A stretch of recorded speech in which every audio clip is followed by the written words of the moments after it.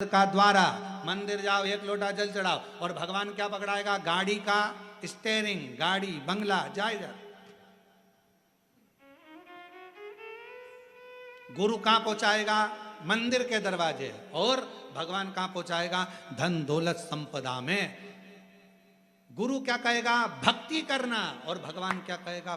भगवान सोचेगा अगर ये भक्ति में लगा रहेगा तो इसको मुझे देते ही रहना पड़ेगा, इसको भक्ति से हटाना जरूरी है। तो भगवान क्या करता है कि तुम्हें माला से हटाकर माल में फंसा देता है। भगवान क्या करता है? मंदिर जाते जाते जब तुम्हारा काम हो जाता है तो मंदिर जाना बंद करवा देता है, तुम्हें व्यस्त करा देता है।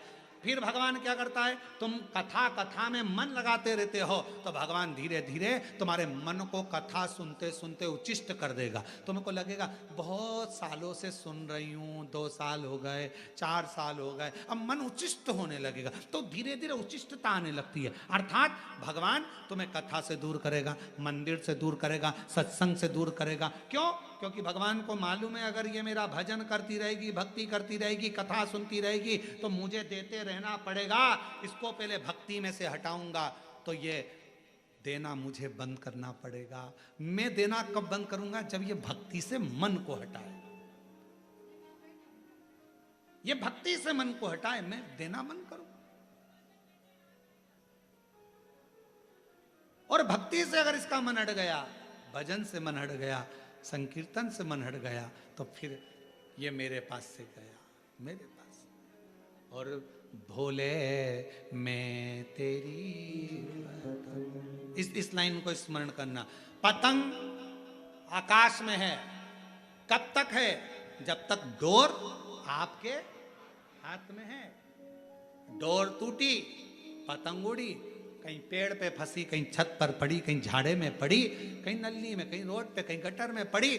भगवान के हाथ में जब तक हमारी डोर है तब तक हम भगवान के चरणों से बंधे हुए हैं। तो भगवान हम पर ढील भी देगा, ऊपर भी करेगा, नीचे भी लाएगा, संभाल लेगा, उलझने नहीं देगा, कटने नहीं देगा। और छूटे, कट भी गए, टूट भी गए, बेकार हो गए, ना जाने।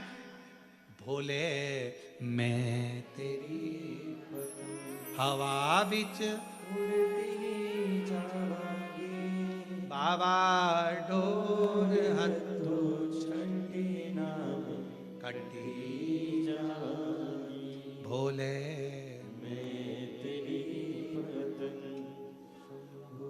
जो गया। इसी भजन की जम के बोलो, प्रसाद भोजन है। भोजन की थाली में जब तक तुलसी का दल नहीं डाला तब तक वो प्रसाद नहीं हुआ।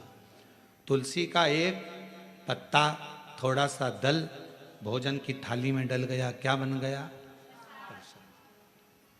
इतना बड़ा भगोना भरकर नुक्ति बनी है, सेव बना है, प्रसाद बना है, उसमें थोड़ा सा तुलसी का दल डाल दो, क्या बन गया? प्रसाद।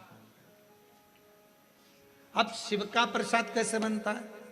तो कहा भगवान के प्रसाद में जो सामग्री हो उसमें बेलपत्री डाल दीजिए, रुद्राक्ष का भाग उसके अंतर्गत, अर्थात भगवान शंकर स्वयं मां महागौरी से कहते हैं, हे महागौरी, हे गौरी, हे महागौरी।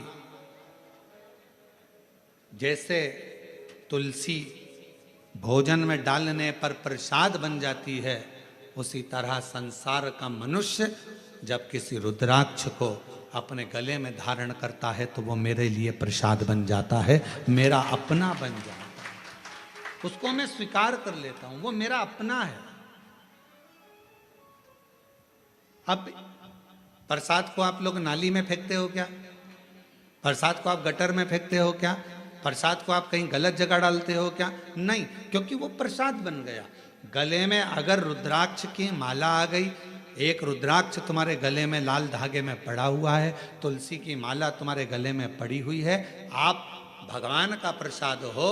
अगर चलते फिरते मौत का किसका ठिकाना, मृत्यु का किसको भरोसा, कब प्राण छूट जाए। अगर हमारे गले में रुद्राक्ष पड़ा है, तुलसी की माला पड़ी है और हमारे प्राण छूट भी गए तो हम वो प्रसाद हैं कि हमें नरक में नहीं पटका जाएगा, गलत जगह पर नहीं पटका जाएगा। हमको श्रेष्ठ जगह पर रखा जाएगा। प्रसाद को नाली में नहीं डालते, प्रसाद को गटर में नहीं डालते। रुद्राक्ष पहनने वाला, तुलसी की माला धारण करने वाले को गलत जगह पर नहीं भेजा जाता, गलत जगह।